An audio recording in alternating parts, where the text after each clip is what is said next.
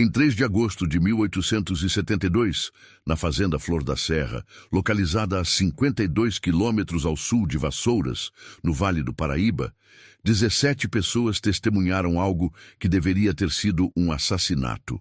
A baronesa Amélia de Vasconcelos ordenou que sua escrava pessoal, Jacinta, de 19 anos, fosse trancada no depósito de ferramentas com 8 cães de caça que não comiam há 3 dias. As portas foram fechadas com correntes. A baronesa declarou que só seriam abertas ao amanhecer. Todos esperavam encontrar pedaços de um corpo dilacerado. Mas quando o sol nasceu e as correntes foram removidas, a cena que encontraram desafiou toda a lógica conhecida. Jacinta estava sentada no centro do depósito, viva, ilesa, sem um arranhão. Os 8 cães, feras treinadas para caçar escravizados fugitivos, estavam deitados ao seu redor em formação circular perfeita, como guardiões de um templo ancestral. E a partir daquele momento, aqueles animais se recusaram a obedecer qualquer pessoa que não fosse Jacinta. O que a baronesa tentou fazer naquele depósito? O que realmente aconteceu durante aquelas horas de escuridão?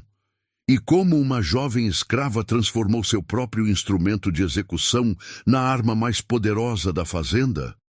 Antes de revelarmos os segredos que a baronesa levou para o túmulo apenas 3 meses depois, preciso que você faça algo. Se esta história está fazendo seu coração acelerar, se você sente que precisa saber o que aconteceu naquele depósito, inscreva-se neste canal agora e ative o sino de notificações.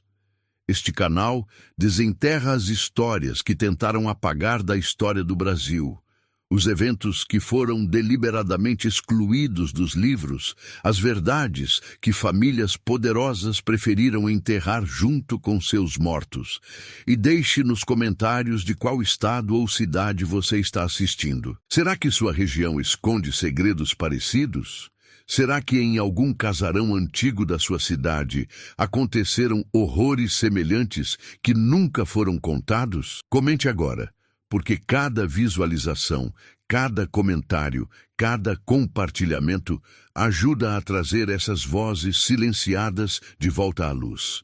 Agora, deixe-me levar você de volta para agosto de 1872, para uma fazenda onde o impossível estava prestes a acontecer. O Vale do Paraíba, em 1872, era o coração pulsante do Império Brasileiro. As fazendas de café que se estendiam pelas encostas suaves das montanhas produziam a riqueza que sustentava a corte no Rio de Janeiro, financiava a guerra contra o Paraguai que acabara de terminar e alimentava a ilusão de que o Brasil poderia manter seu sistema escravocrata indefinidamente, mesmo enquanto o mundo inteiro o condenava.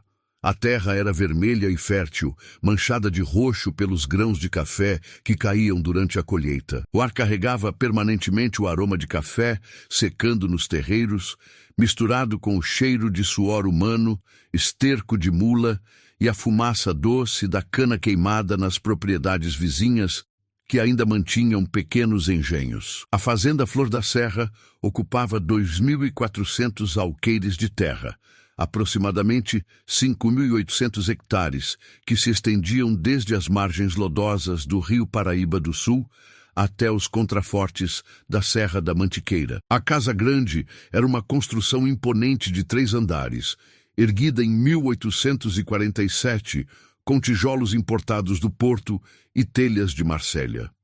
12 colunas dóricas sustentavam o alpendre frontal, cada uma esculpida por artesãos portugueses.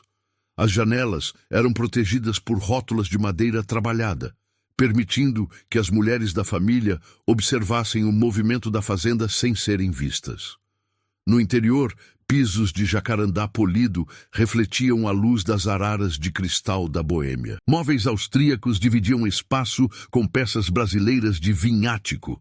Nas paredes, retratos a óleo dos antepassados Vasconcelos olhavam com expressão severa para os vivos que haviam herdado seu império de café e carne humana escravizada.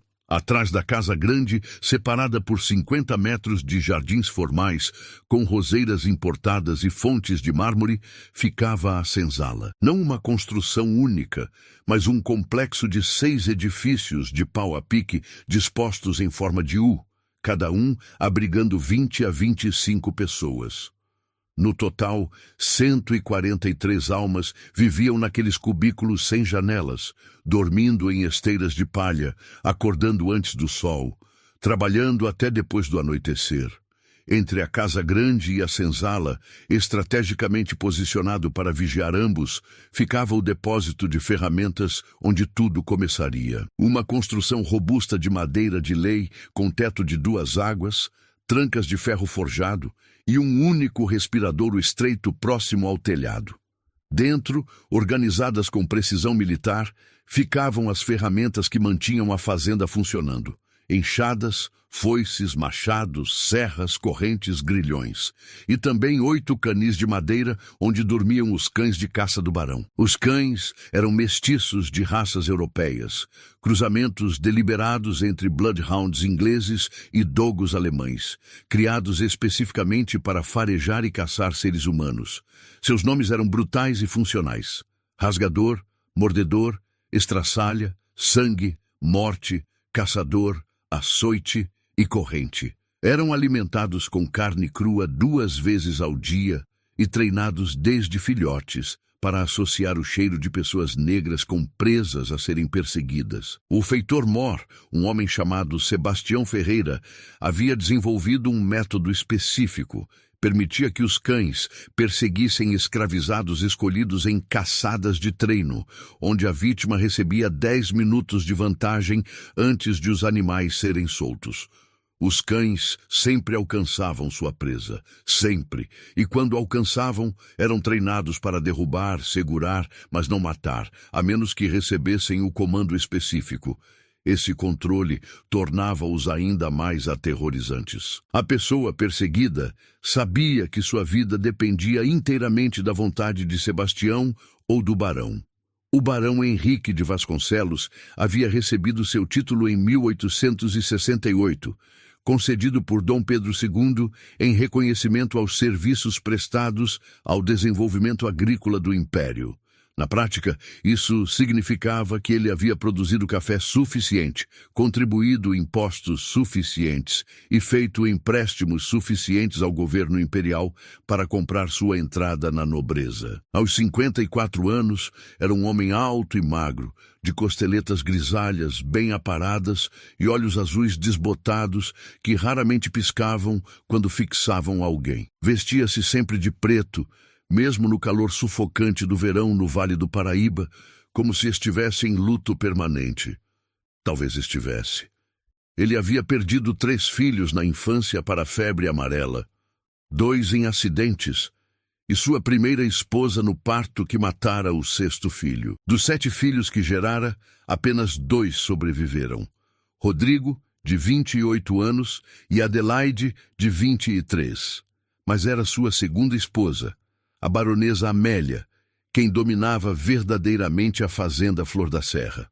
Amélia era 22 anos mais jovem que o barão, filha de um comerciante português enriquecido que havia fornecido escravizados para as fazendas do Vale durante 3 décadas. Ela havia se casado com Henrique em 1863, aos 23 anos, trazendo como dote não apenas dinheiro, mas também contatos comerciais valiosos e uma reputação de mulher que entendia de negócios.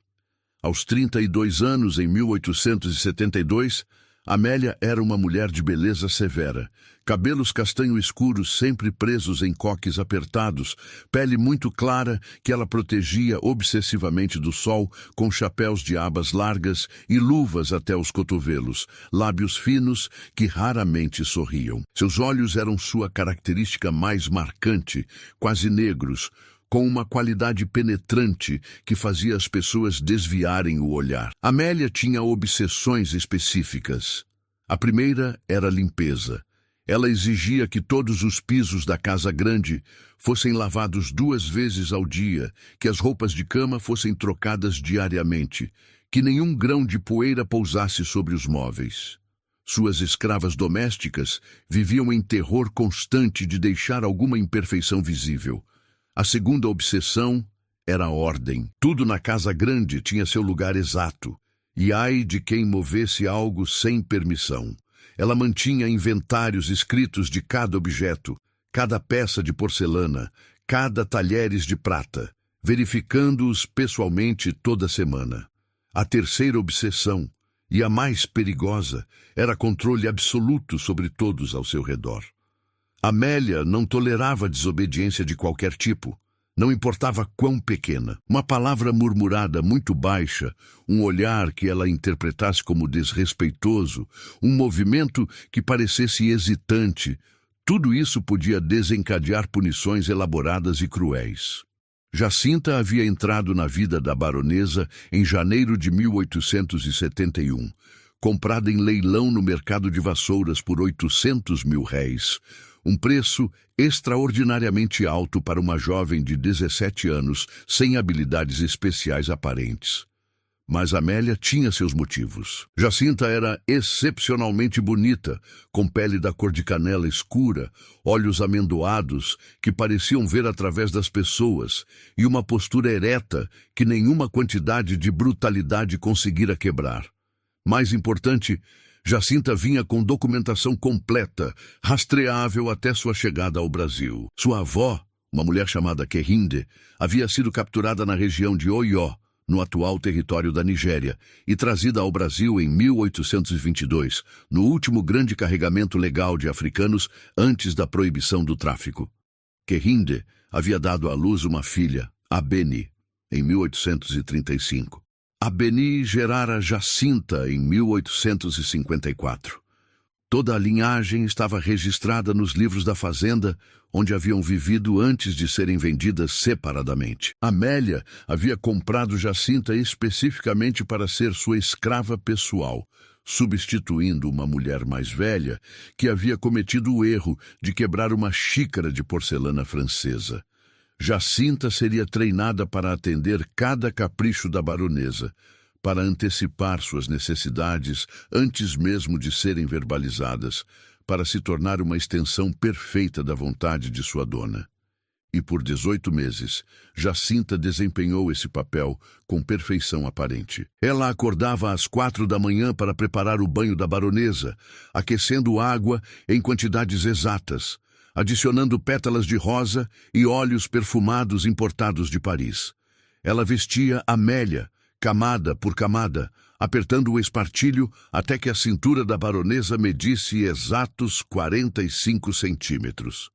Ela penteava os cabelos longos de Amélia, sem escovadas, todas as manhãs e todas as noites, jamais puxando, jamais quebrando um único fio. Ela servia as refeições, provava cada prato primeiro para garantir que não estava envenenado, e ficava de pé atrás da cadeira da baronesa durante cada refeição, pronta para atender qualquer solicitação.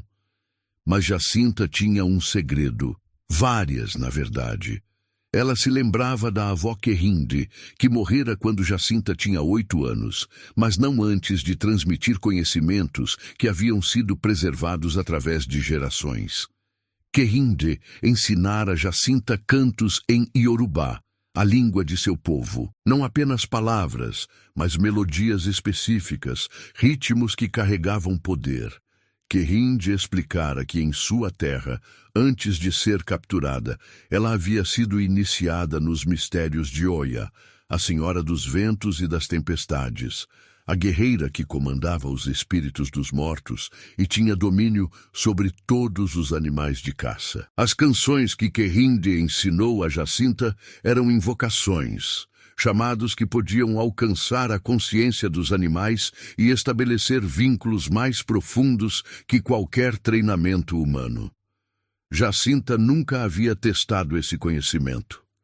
Ela o guardava como um tesouro secreto, algo que a conectava a uma linhagem que remontava a uma África que ela nunca conhecera, mas que vivia em seu sangue. Ela cantava as músicas silenciosamente enquanto trabalhava sob a respiração, transformando-as em mantras que a mantinham sã enquanto realizava as tarefas humilhantes que Amélia exigia. E ela esperava.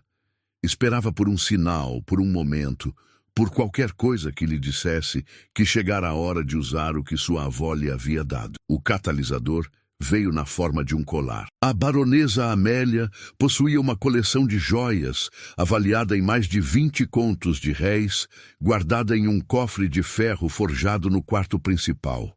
Entre as peças havia um colar de esmeraldas colombianas engastadas em ouro, presente de casamento do barão. Amélia usava esse colar apenas em ocasiões especiais, exibindo-o como símbolo de seu status.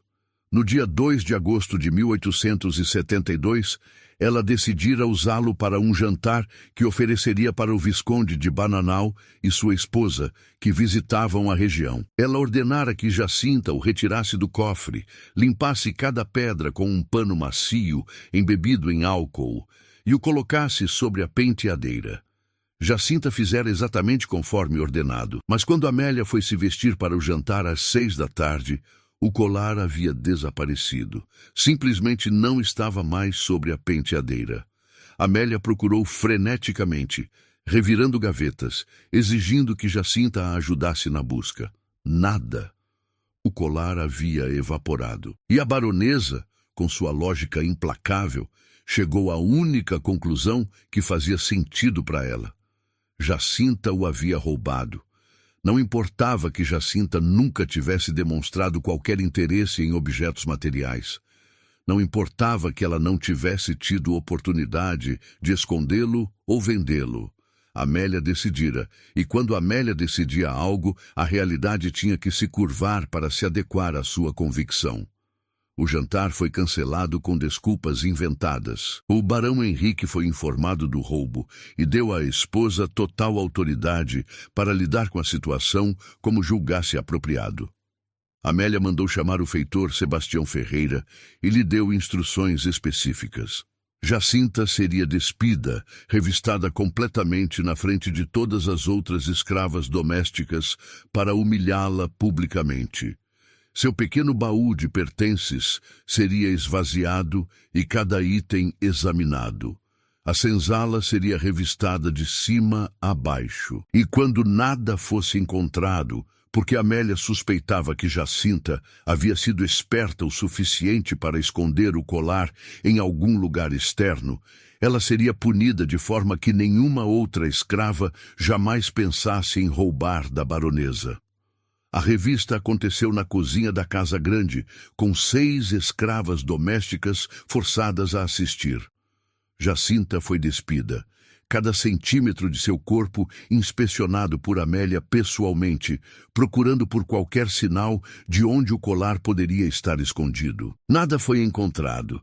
Seu baú continha apenas roupas simples, um pente de madeira e um pequeno embrulho de tecido que continha ervas secas. Amélia pegou as ervas, cheirou-as com desprezo e as jogou no fogo da cozinha. Feitiçaria africana, ela cuspiu, como se isso pudesse proteger você agora. A busca na senzala também não revelou nada. E foi então que Amélia concebeu seu plano. Você acha que pode me roubar e mentir para mim? Amélia disse, sua voz baixa e controlada, o que era mais aterrorizante que gritos. Você acha que é mais esperta que eu? Vou lhe ensinar o que acontece com escravas que esquecem seu lugar. Ela se virou para Sebastião. Leve-a para o depósito de ferramentas. Tranque-a lá com os cães. Não os alimente hoje nem amanhã. Deixe-os com fome. E então, ao anoitecer de amanhã, coloque-a lá dentro com eles. Se ela sobreviver até o amanhecer, talvez eu considere que ela aprendeu sua lição. Se não sobreviver, Amélia deu de ombros. Haverá uma escrava ladrona a menos no mundo. Jacinta ouviu a sentença sem expressar emoção. Ela não implorou, não chorou, não negou o roubo novamente. Ela simplesmente ficou lá, nua, olhando diretamente nos olhos da baronesa com uma intensidade que fez Amélia recuar um passo involuntariamente. E naquele momento, algo passou entre elas. Um reconhecimento. Amélia viu que havia subestimado completamente a jovem que pensava controlar. E Jacinta viu que a baronesa, em sua arrogância, havia finalmente lhe dado a oportunidade que ela vinha esperando. "Pode me levar", Jacinta disse calmamente, pegando sua roupa de volta e vestindo-se com dignidade. "Mas saiba, sinhá, que os orixás veem tudo, e Oiá não esquece aqueles que são seus." As outras escravas domésticas respiraram fundo. Mencionar os orixás abertamente era perigoso. Poderia ser interpretado como ameaça, como prova de feitiçaria. Mas Amélia apenas sorriu com crueldade. "Seus deuses africanos são tão impotentes quanto você.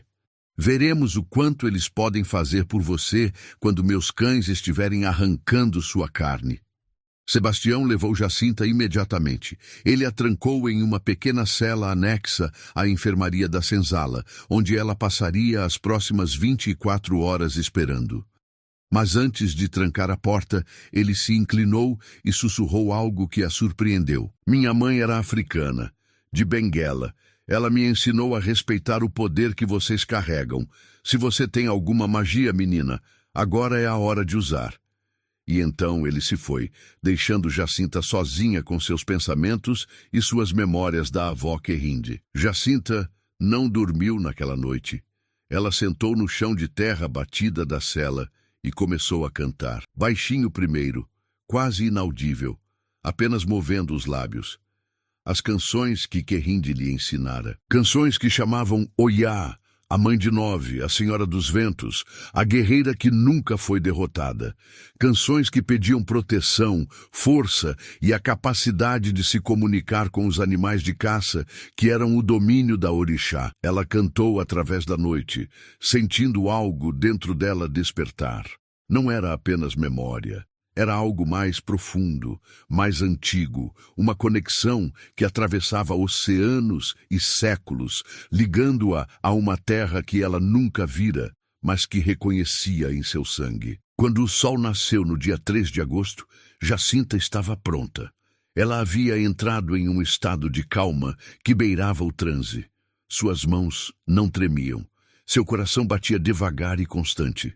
Ela havia aceitado completamente o que estava prestes a acontecer. Ou ela morreria dilacerada pelos cães e seus sofrimentos terminariam, ou algo extraordinário aconteceria. De qualquer forma, ela não teria mais que servir Amélia. A liberdade viria de uma forma ou de outra. Sebastião veio buscá-la às 5 da tarde. Ele não estava sozinho. Amélia havia ordenado que todas as escravas domésticas testemunhassem. Mais que isso, ela havia convidado pessoas da fazenda vizinha, dos Carvalho, conhecidos pela brutalidade com que tratavam seus escravizados. Ela queria plateia, queria que o castigo de Jacinta servisse como advertência pública, uma demonstração de poder absoluto. Ao todo, 17 pessoas se reuniram no terreiro entre a casa grande e o depósito de ferramentas, enquanto o sol começava a descer no horizonte, pintando o céu de laranja e vermelho sangue. Os cães haviam sido deliberadamente privados de comida por 2 dias completos. Sebastião os havia mantido trancados em seus canis dentro do depósito, dando-lhes água apenas suficiente para mantê-los vivos. Podiam-se ouvir os rosnados e latidos através das paredes grossas de madeira. Eram sons de fúria e fome, promessas de violência iminente. Amélia estava radiante. Ela usava um vestido de seda verde escura, cabelos impecavelmente arrumados, joias cintilando ao sol poente. Ela segurava uma sombrinha rendada e parecia estar indo a um evento social agradável, não a uma execução. "Traga a ladra", ela ordenou. Sebastião empurrou Jacinta para a frente. A jovem caminhava descalça, usando apenas uma simples saia de algodão cru e uma blusa branca. Sem adornos, sem proteção. Seu cabelo estava solto, caindo em ondas grossas sobre os ombros. Ela olhou para os rostos reunidos. As outras escravas tinham expressões de horror e pena. A família Carvalho parecia animada, como se estivessem prestes a assistir a um espetáculo de entretenimento. O barão Henrique estava presente, mas recuado, fumando um charuto com um ar entediado. E Amélia estava sorrindo. Última chance, A baronesa disse, sua voz doce como mel envenenado. Diga-me onde escondeu meu colar e considerarei uma punição mais branda. Chicote, talvez, tronco por uma semana. Mas isso, ela gesticulou para o depósito. Isso pode ser evitado se você simplesmente confessar. Jacinta a encarou diretamente. Quando falou, sua voz era clara e firme. Eu não roubei seu colar, sinhá. Nunca roubei nada de ninguém. Mas não importa o que eu diga. A senhora já decidiu minha culpa. Então faça o que deve fazer. Amélia sentiu um flash de raiva. Ela queria ver Jacinta implorar. Queria vê-la quebrada, chorando, implorando por misericórdia. A dignidade silenciosa da jovem era uma afronta. Sebastião, proceda. O feitor abriu as grossas portas de madeira do depósito.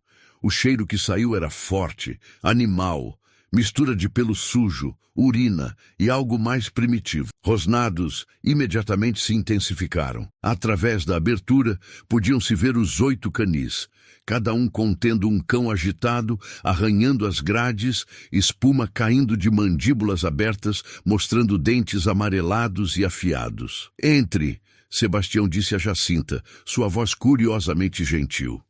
Jacinta deu um passo em direção à escuridão do depósito.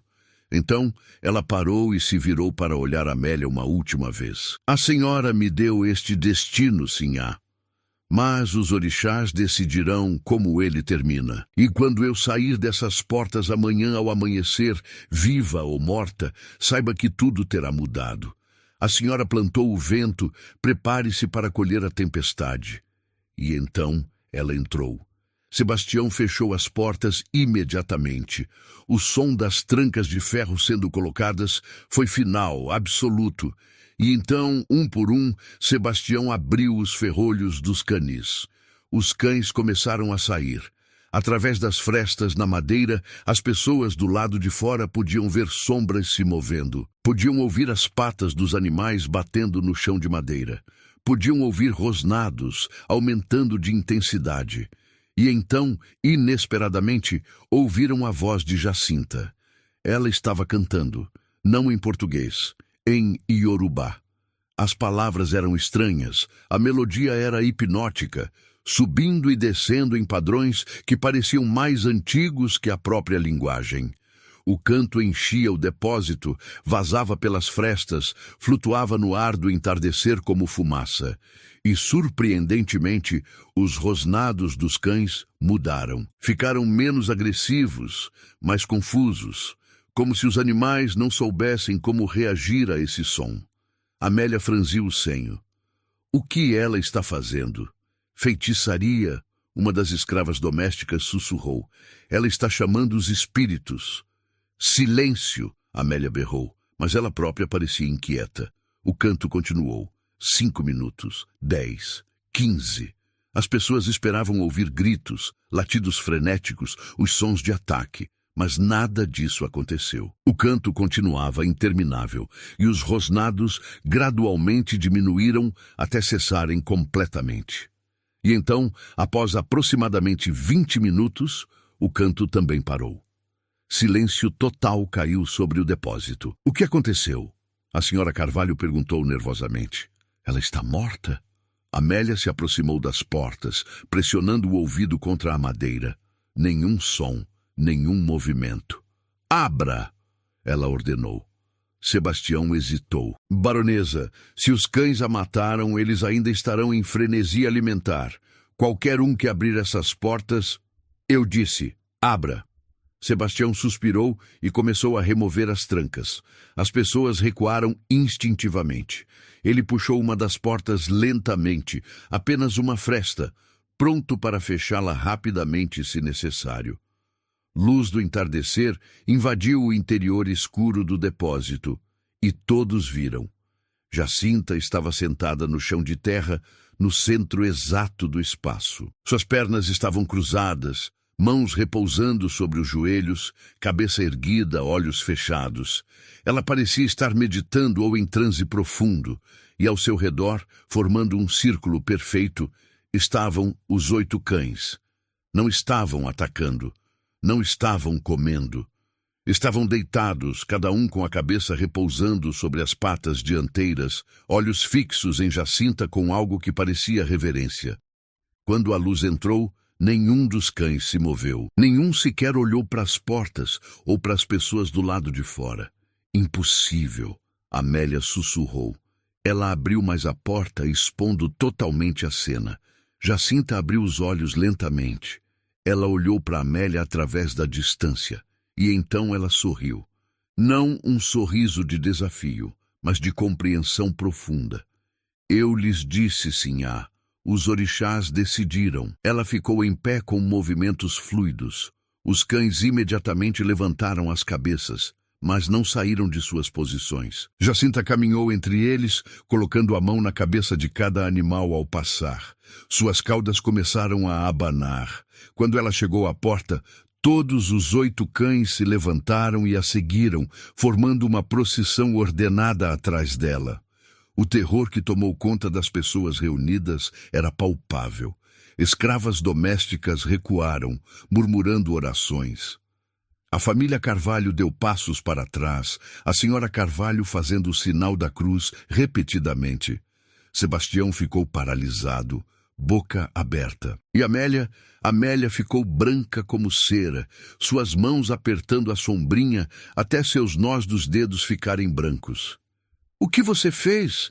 Ela exigiu, sua voz tremendo pela primeira vez. "O que você é?" Jacinta parou a 3 metros da baronesa. Os cães pararam com ela, sentando-se em formação ao seu redor. "Eu sou neta de Querinde, filha de Abene, serva de Oiá", Jacinta disse calmamente. "E estes animais reconhecem o que a senhora nunca poderia entender. Eles conhecem a diferença entre ordem imposta pelo medo e lealdade ganha, através de respeito. A senhora os ensinou a caçar.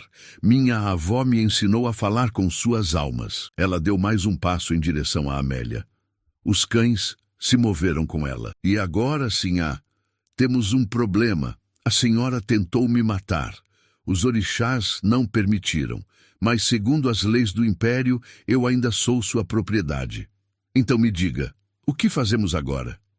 Amélia tentou recuperar a compostura. Ela endireitou a coluna, levantou o queixo. "Você usou bruxaria, feitiçaria africana. Isso é proibido pela igreja. Eu deveria chamá-lo padre, fazer exorcismo." "Pode chamar", Jacinta disse serenamente. "Mas os cães não vão deixar ninguém me tocar.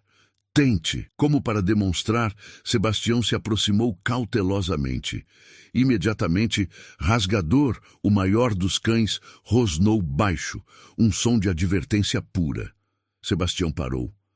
"Eles vão me proteger", Jacinta continuou. "De qualquer um que tente me machucar, de qualquer um que tente me prender, de qualquer um que dê ordem que eu não queira seguir." Ela deixou isso penetrar.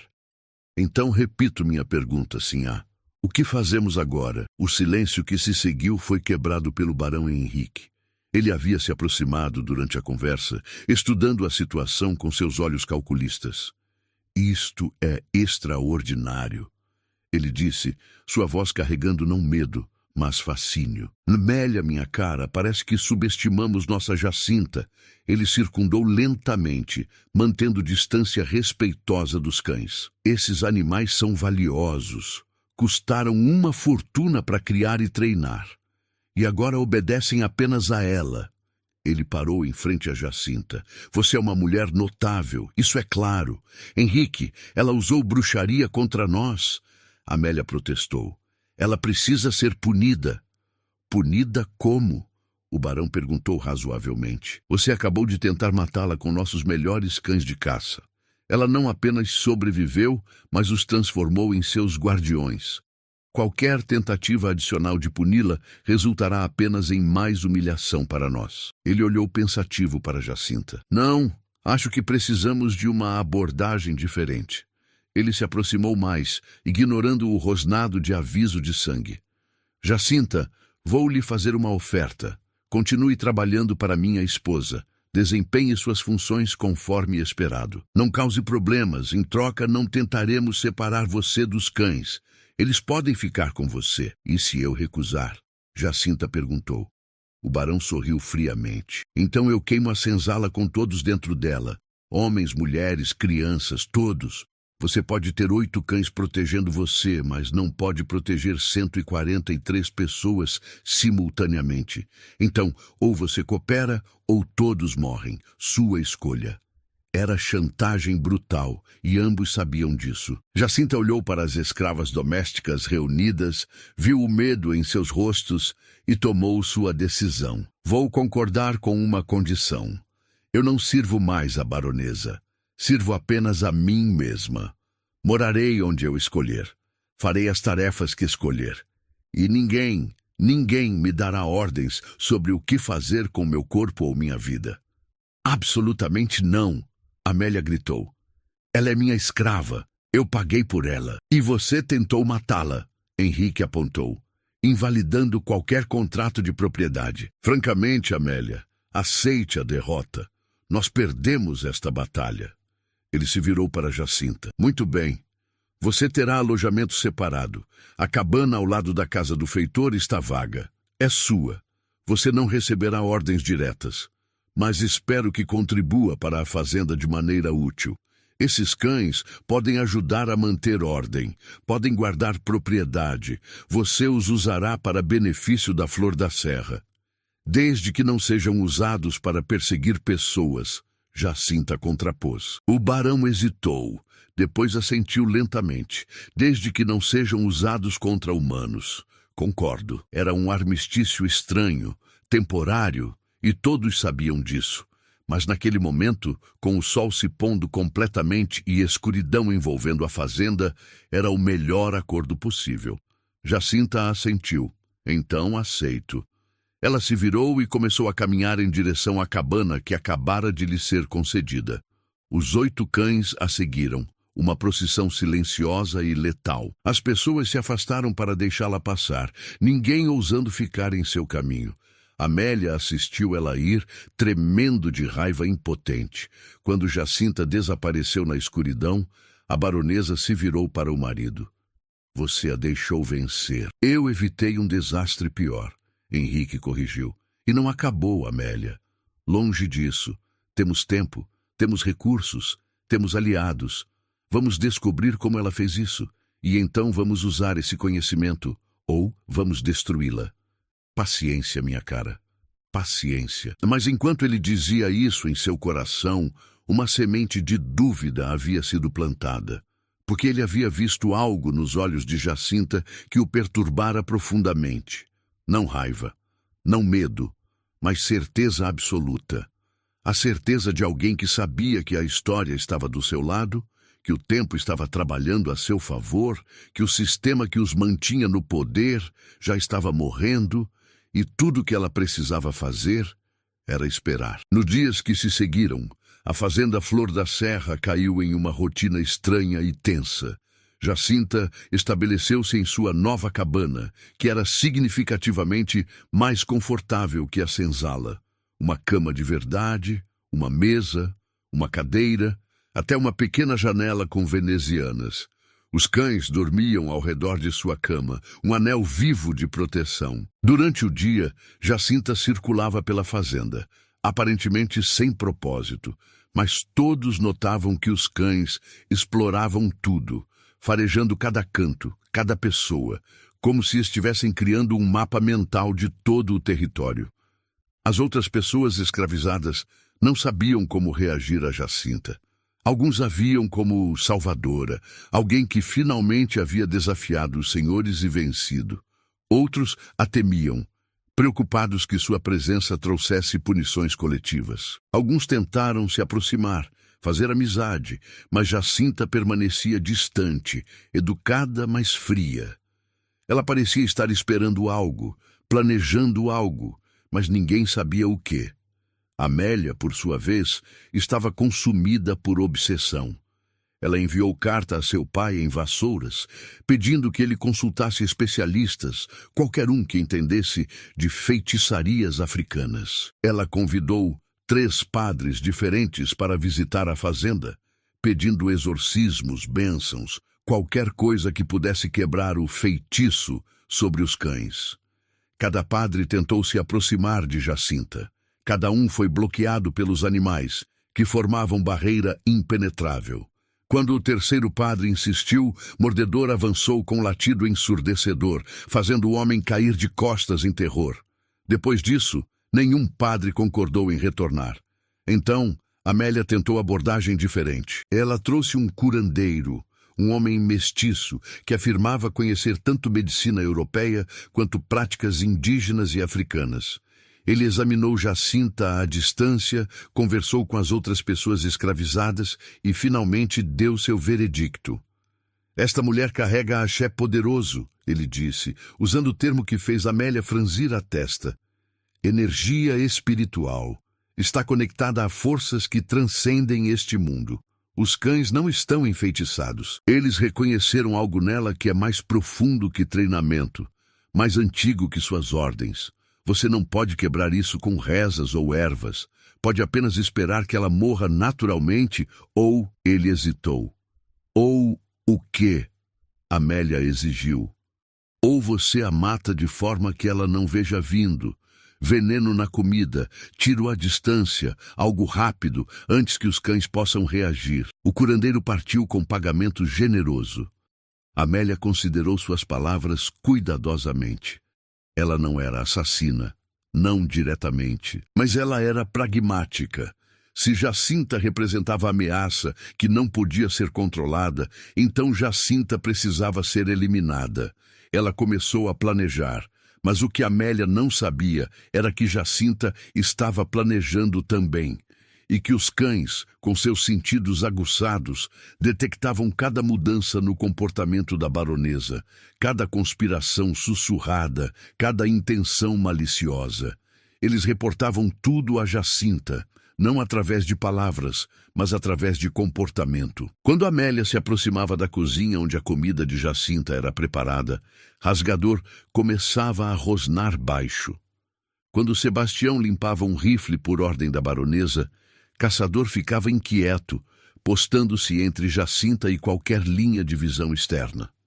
Em 28 de agosto, 3 semanas após a noite no depósito, a primeira tentativa aconteceu. Uma das cozinheiras, coagida por Amélia sob ameaça de venda de seus filhos, colocou arsênico na sopa de Jacinta. A dose era pequena, destinada a fazê-la adoecer gradualmente ao longo de semanas. Mas quando a tigela foi colocada diante de Jacinta, sangue imediatamente a derrubou da mesa, espalhando o conteúdo pelo chão.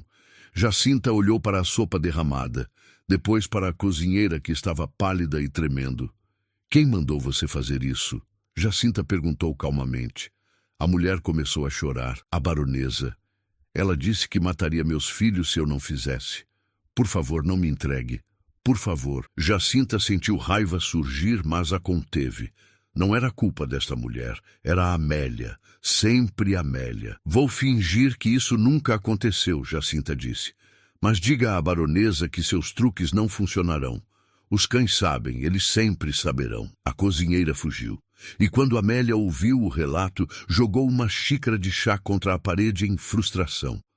A segunda tentativa veio 1 semana depois. Sebastião, novamente sob ordens de Amélia, esperou até que Jacinta estivesse caminhando sozinha pelos cafezais no crepúsculo. Ele posicionou-se a 100 metros de distância com um rifle, linha de visão clara. Mas no momento em que ele levantou a arma, Estraçalha, que estava farejando algo nas proximidades, sentiu a intenção. O cão correu diretamente para Sebastião, latindo furiosamente. O feitor, assustado, largou o rifle e correu. Quando Jacinta chegou, encontrou a arma no chão e entendeu imediatamente o que quase acontecera. Ela pegou o rifle e o levou diretamente à casa grande. Ela bateu na porta principal, algo que nenhuma pessoa escravizada ousaria fazer. Quando um mordomo abriu, chocado, Jacinta empurrou a porta e entrou, os cães atrás dela. Ela marchou direto para o salão, onde Amélia estava tomando chá com Adelaide, a filha do barão. Sua segunda tentativa falhou. Jacinta disse, jogando o rifle aos pés de Amélia. "Quantas mais haverá? Quantas vezes terei que provar que não pode me matar?" Amélia ficou em pé, sua face contorcida em raiva. Saia da minha casa! Como ousa entrar aqui sem permissão? Esta casa foi construída com o suor e sangue de pessoas como eu, Jacinta respondeu. Cada tijolo, cada tábua, cada peça de mobília foi paga com sofrimento. Não me diga que não tenho direito de estar aqui.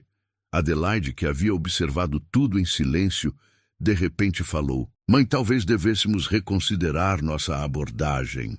Amélia se virou para a filha, chocada. Do que está falando? Adelaide era jovem, mas não estúpida.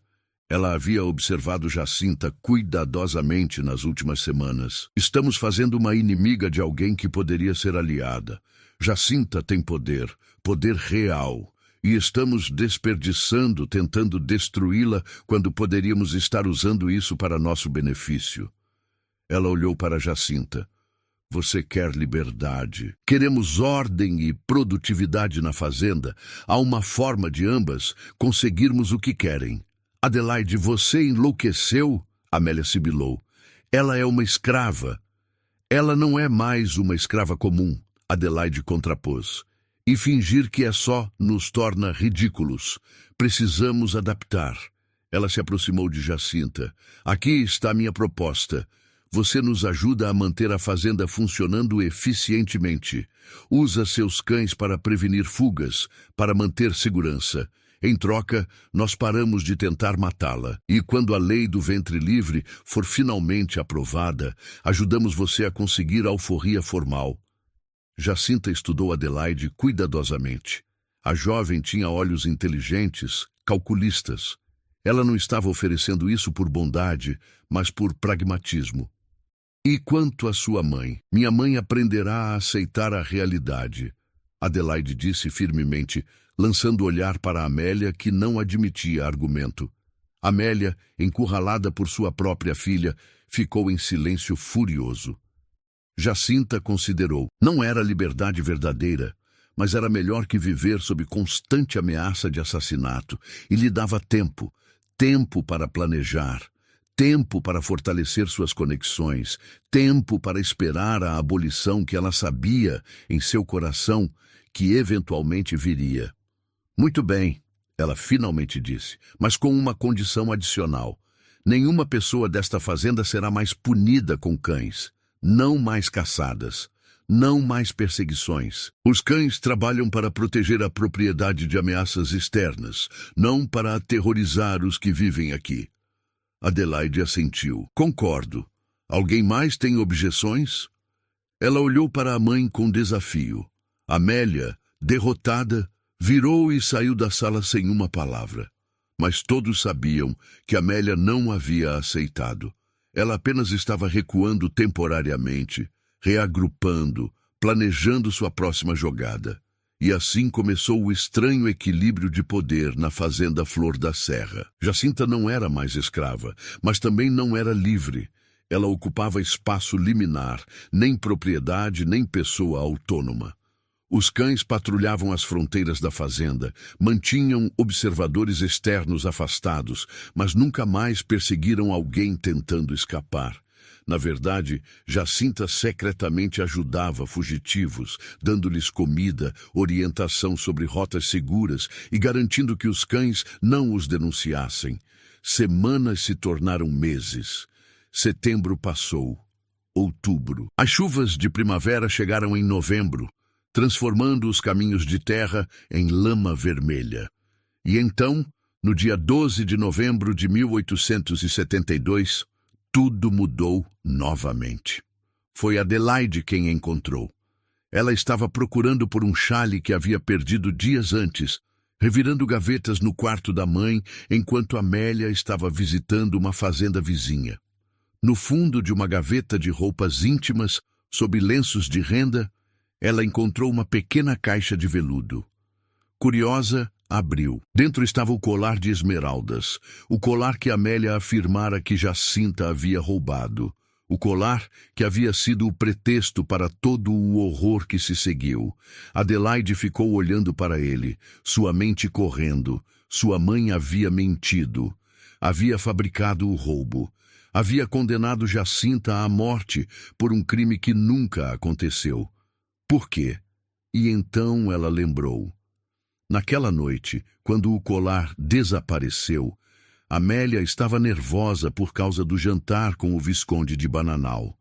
Estava com pressa. Provavelmente havia tirado o colar da penteadeira e o guardado distraidamente, depois esquecido onde o colocou. E em vez de admitir o erro, havia culpado Jacinta. Adelaide sentiu náusea. Ela não amava Jacinta particularmente.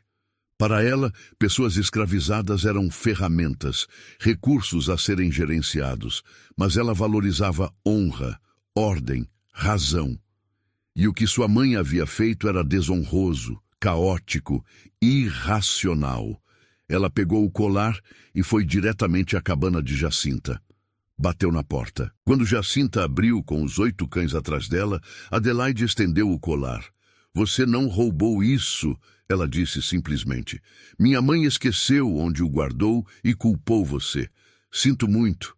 Jacinta olhou para o colar, depois para Adelaide. Por que está me contando isso?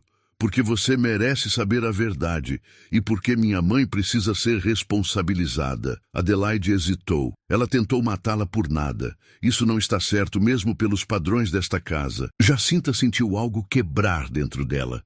Toda a dignidade que ela havia mantido, toda a calma, desmoronou diante desta confirmação. Ela não havia sido condenada por crime real. Havia sido condenada pelo esquecimento e orgulho de Amélia. O que você vai fazer? Ela perguntou, sua voz tremendo.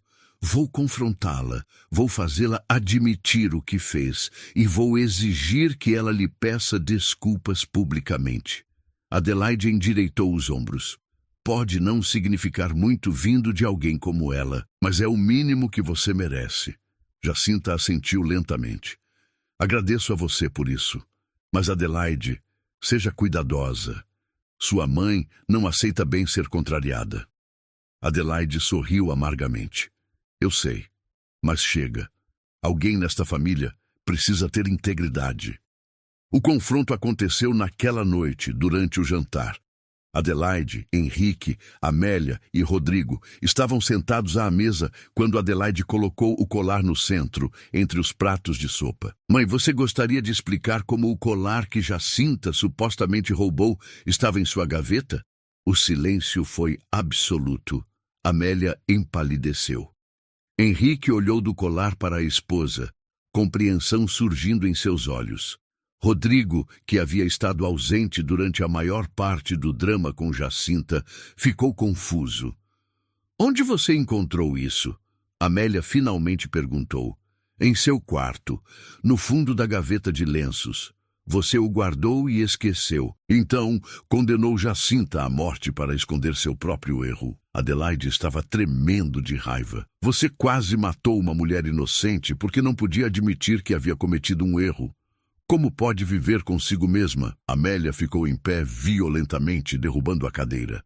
Eu sou a baronesa desta casa. Não preciso me explicar para você ou para qualquer outra pessoa. Então você admite? Henrique interveio, sua voz gelada. Você fabricou o roubo. Amélia olhou para o marido, viu condenação em seus olhos e algo nela se partiu. E se eu admitir? Ela é uma escrava. Sua vida não vale nada. Se eu quisesse matá-la por diversão, seria meu direito. Não. Henrique disse calmamente. Não seria. Mesmo nesta sociedade, mesmo com nossas leis injustas, há padrões. E você os violou. Você mentiu para mim. Você mentiu para nossos convidados. Você transformou nossa casa em palco de espetáculo grotesco baseado em falsidade. Ele se levantou. Você irá até Jacinta amanhã de manhã, irá admitir seu erro, irá pedir desculpas, e então irá conceder a ela alforria formal, não como presente, mas como reparação por crime cometido contra ela. Nunca, Amélia gritou. Você irá, Henrique disse, ou eu mesmo darei início aos procedimentos de divórcio que arruinarão tanto você quanto sua família em Vassouras. Escolha, era o ultimato. E Amélia, enfrentando destruição completa de sua posição social, cedeu. Está bem, ela sussurrou. Está bem. Na manhã seguinte, 13 de novembro de 1872, algo sem precedentes aconteceu na fazenda Flor da Serra. A baronesa Amélia de Vasconcelos caminhou até a cabana de Jacinta, acompanhada por seu marido, filhos e testemunhas. Ela bateu na porta. Quando Jacinta abriu, Amélia, com grande dificuldade, forçou as palavras para fora. Eu menti sobre o colar. Você não roubou. Eu cometi erro e culpei você. Peço desculpas. As palavras eram forçadas, carentes de sinceridade genuína, mas eram oficiais. E então, Henrique estendeu o documento. Esta é sua carta de alforria. Assinada e registrada. Você está livre, Jacinta. Oficialmente, legalmente, irrevogavelmente. Jacinta pegou o papel com mãos tremendo. Ela leu cada palavra, verificando que era real, que não era truque. E então, pela primeira vez desde que tudo começara, ela chorou. Não de tristeza, mas de alívio, de vindicação, de liberdade finalmente alcançada. Obrigada, ela sussurrou. E então ela olhou para Amélia. Mas há algo que você precisa entender, Sinhá. Perdão. Sua apologia foi forçada. Seu arrependimento não é genuíno. E as marcas que deixou em mim nunca desaparecerão completamente. Então, aceito minha liberdade, mas não lhe dou absolvição. Amélia não respondeu. Ela simplesmente se virou e saiu. Sua coluna ereta, mas algo fundamental quebrado em sua postura. Jacinta permaneceu na fazenda Flor da Serra por mais 2 semanas, organizando sua partida. Adelaide lhe deu dinheiro, roupas, provisões. Henrique ofereceu carta de recomendação, caso precisasse de trabalho. Ela recusou educadamente. Não precisava de favor deles, precisava apenas partir e começar vida nova. Quando ela finalmente deixou a fazenda no dia 28 de novembro, caminhando pela estrada empoeirada em direção a Vassouras, os 8 cães a seguiam.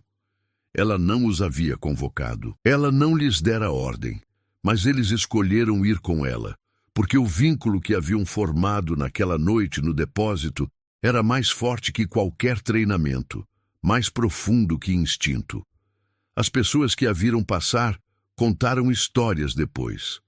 A mulher livre caminhando com comitiva de cães, como rainha com sua guarda.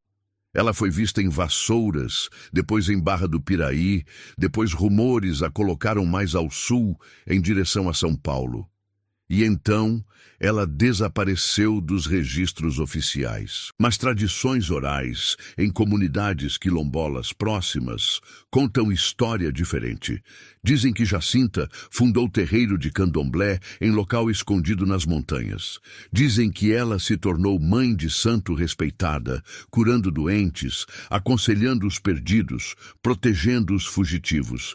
Dizem que ela viveu até os 70 anos, sempre cercada por cães que a protegiam. E dizem que quando ela finalmente morreu, em 1905, 13 anos após a abolição, os cães desapareceram na floresta e nunca mais foram vistos. Quanto à baronesa Amélia, ela nunca se recuperou da humilhação pública. Sua saúde mental deteriorou rapidamente após a partida de Jacinta.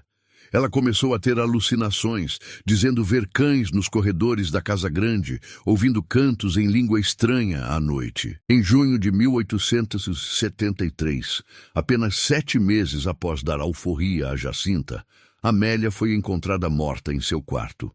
A causa oficial foi ataque cardíaco. Mas os servos que encontraram o corpo sussurraram que seu rosto estava congelado em expressão de terror absoluto, como se tivesse visto algo aterrorizante em seus últimos momentos. O barão Henrique vendeu a fazenda Flor da Serra em 1875 e se mudou para o Rio de Janeiro, onde viveu quietamente até sua morte em 1881. Adelaide casou-se com comerciante de café e se tornou abolicionista moderada, usando sua posição para advocar por tratamento mais humano de pessoas escravizadas.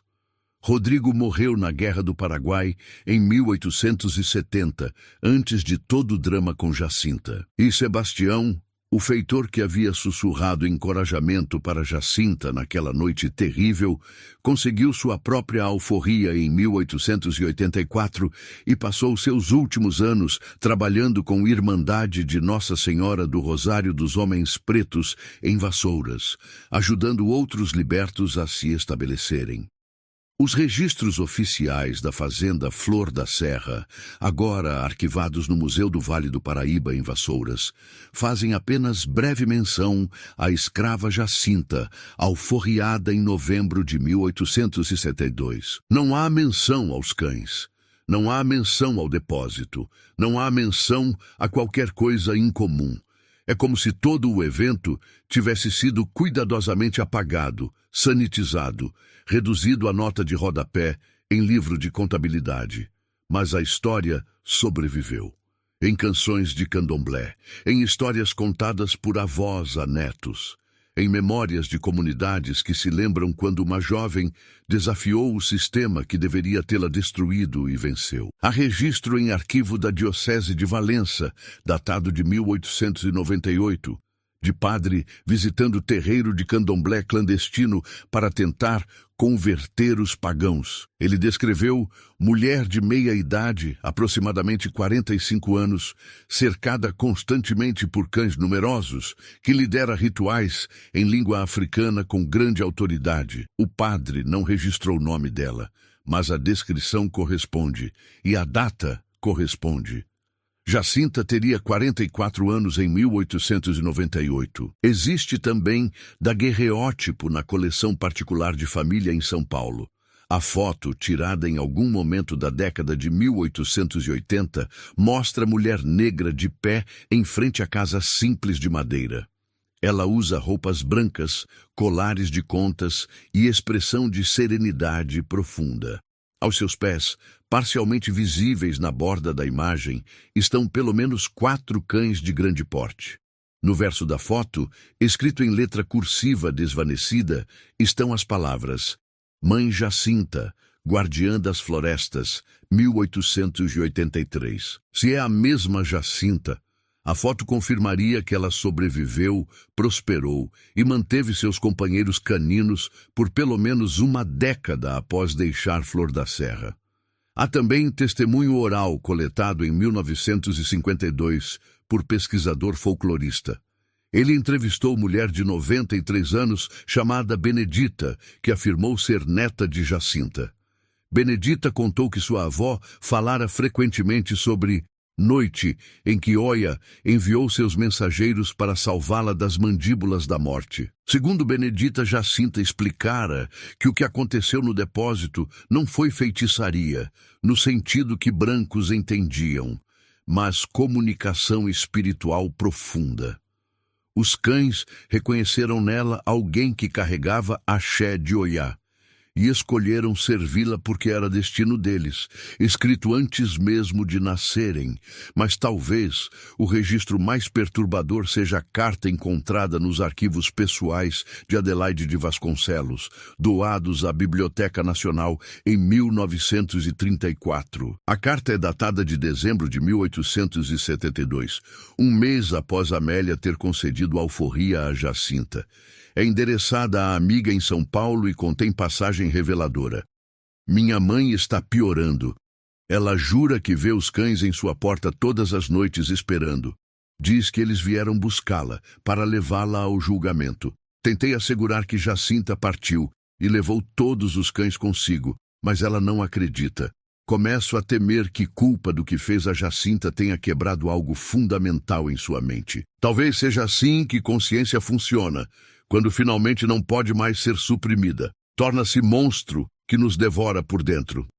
Esta carta sugere que Amélia morreu não de causas naturais, mas de colapso psicológico induzido por culpa e medo.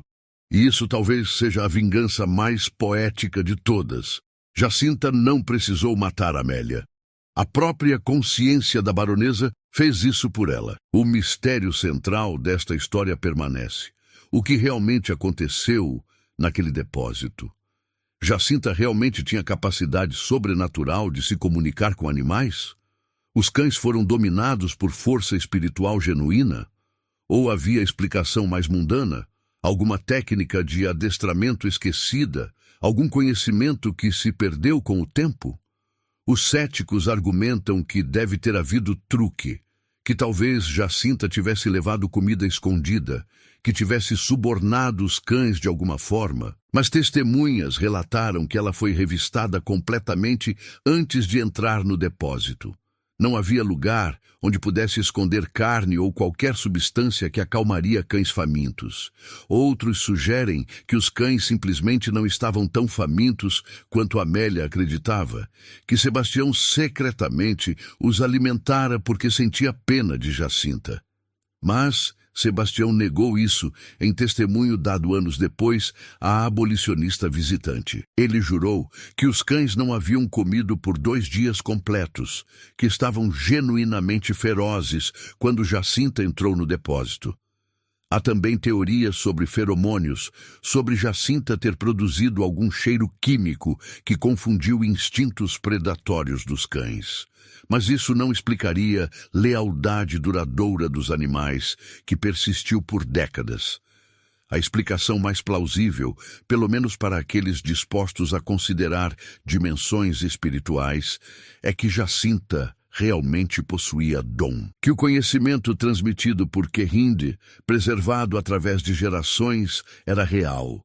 Que existem formas de conexão entre humanos e animais que transcendem treinamento ou domesticação, que tocam algo mais primordial, mais antigo, e que naquela noite, quando Jacinta cantou em Yorubá, invocando Oiá, algo respondeu. Talvez os próprios cães reconheceram na voz dela eco de algo que seus ancestrais selvagens haviam conhecido antes de serem domesticados, antes de serem transformados em ferramentas de opressão humana.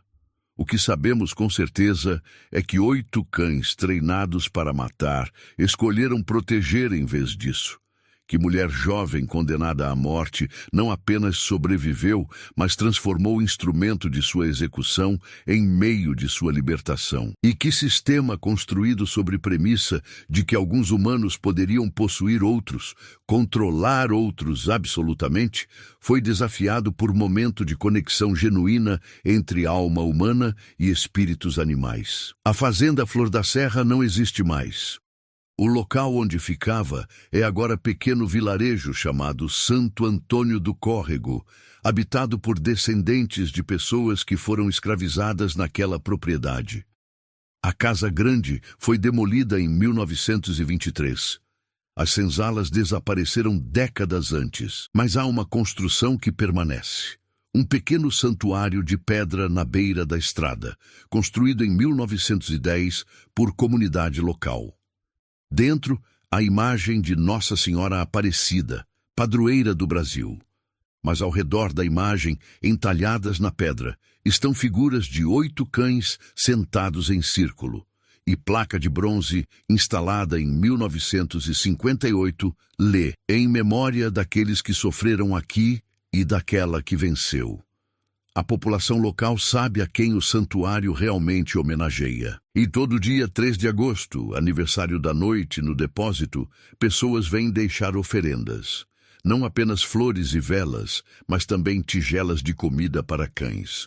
Porque a memória de Jacinta e seus protetores caninos persiste, não nos arquivos oficiais, mas onde importa mais, nos corações e histórias das pessoas cujos ancestrais testemunharam o impossível. Há quem diga que em noites silenciosas, quando névoa desce das montanhas e envolve o vilarejo, pode-se ouvir som distante de mulher cantando em língua que ninguém mais fala. E às vezes, sombras de grandes cães aparecem na neblina, circulando o santuário, guardando-o. Mas quando alguém se aproxima para olhar mais de perto, não há nada lá. Apenas névoa, silêncio e a sensação persistente de que algo sagrado e poderoso passou por aquele lugar e deixou marca que o tempo não pode apagar. O que aconteceu na fazenda Flor da Serra em agosto de 1872? Uma mulher foi sentenciada à morte e sobreviveu. 8 animais treinados para matar escolheram proteger. Um sistema de opressão enfrentou o desafio que não podia compreender ou controlar. E liberdade, aquela liberdade genuína que vem não de documentos, mas de recusa de ser quebrada, foi conquistada contra todas as probabilidades. A história de Jacinta nos pergunta: o que mais é possível quando recusamos aceitar os limites que outros colocam sobre nós? Quando mantemos conexão com conhecimento ancestral, com forças espirituais, com nossa própria dignidade fundamental. Quando escolhemos acreditar em algo maior que o sistema que nos aprisiona, não temos todas as respostas. Os documentos foram destruídos ou ocultados. As testemunhas morreram há muito tempo, mas a história sobrevive, e com ela, pergunta que cada geração deve responder novamente.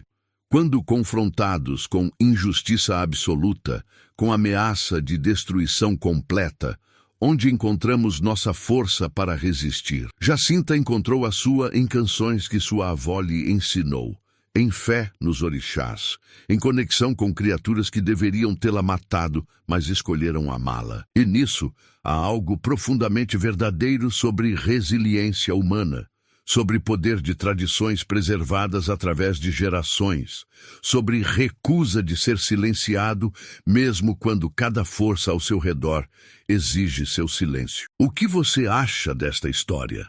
Você acredita que Jacinta realmente tinha dom espiritual para falar com animais? Ou havia explicação racional que perdemos?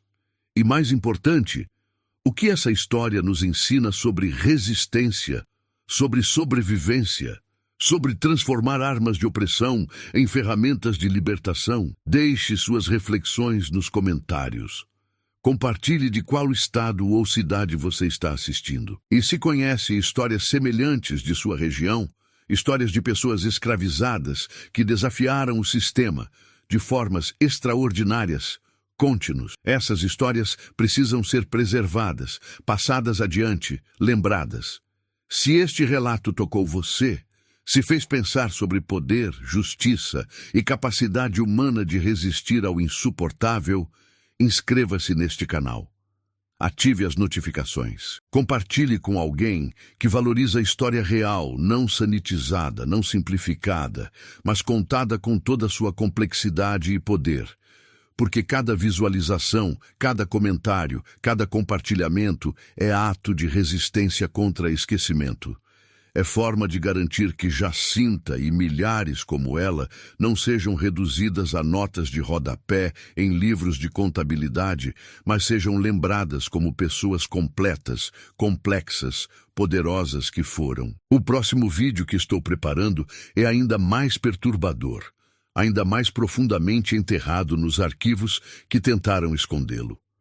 Até lá, lembre-se, a história nunca é tão simples quanto nos ensinaram. A verdade nunca é tão limpa quanto gostaríamos.